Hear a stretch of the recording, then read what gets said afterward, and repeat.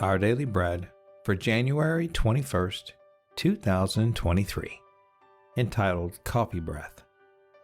The scripture for today's devotional is found in Ephesians chapter 4, verses 1 through 5, and verses 25 through 31.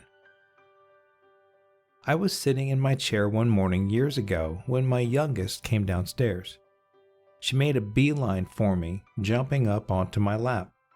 I gave her a fatherly squeeze and a gentle kiss on the head, and she squealed with delight.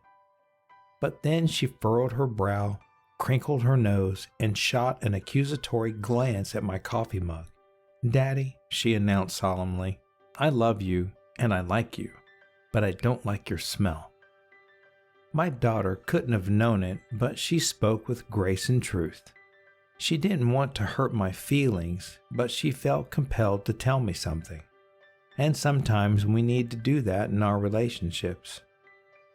In Ephesians chapter 4, Paul zeroes in on how we relate to each other, especially when telling difficult truths. Be completely humble and gentle. Be patient, bearing with one another in love. Humility, gentleness, and patience form our relational foundation.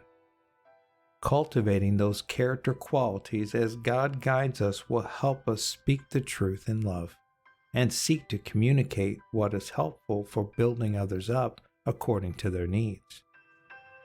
No one likes being confronted about weaknesses and blind spots, but when something about us smells, God can use faithful friends to speak into our lives with grace, truth, humility, and gentleness.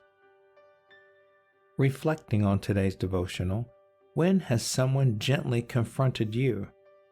What do you think is most important when you lovingly address a weakness you see in others?